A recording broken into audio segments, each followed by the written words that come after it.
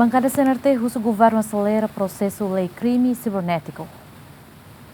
Deputado Bankada CNRT Mateus da Cruz li husi sessão intervenção husu ba vice-ministro assunto parlamentar quando o processo lei cibernética tambah o mundo tecnologia cidadão bara cria identidade falso usa mídia social ou insulta no difama líder nacional sira tuir sirni hakarak. Oportunidade para husu ba excelência vice-ministro para depois de formos qualificação quando ba itania lei cibernética né que processo to en vena também está tendo cada icos né tá harek mídias sociais né quase barak tertebe ataca insulta para a liderança nacional sira também também makane kata lei ne precisa tertebe selain itu usa fali mídia social né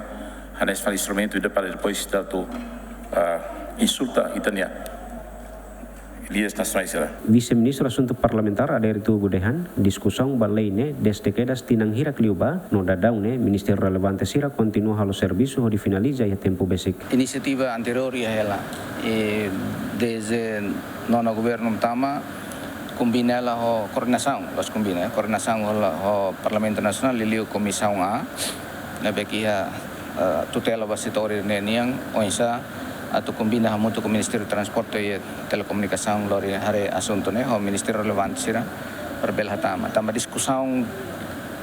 narukona tinambara clarangona ita precisa do nek iha lei crime cibernética mas mos Ministério da Justiça ou em lo teme Ministério da Justiça mos faz parte né tamba iha opinião selo mos desenvolve ela konaba princípio sira etnia lei até te konaba não criminalização de difamação kode penal kare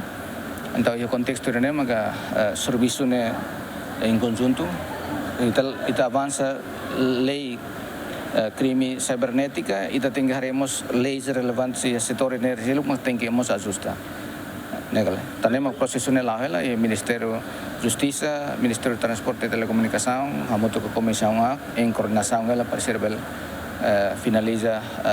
proposta né. Antes ne Ministro da Justiça Sergio Ornaidehan Ministério ne benia tutela preparaon esboço lei cibernética ne ho diharuka ba Parlamento Nacional ho dihalo discussão no aprovação ho dibele controle identidade falso sira ne behasai linguagem la educativo e a mídia social contra líder nacional sira. Luciano Amaral Adriano Verdial GMN.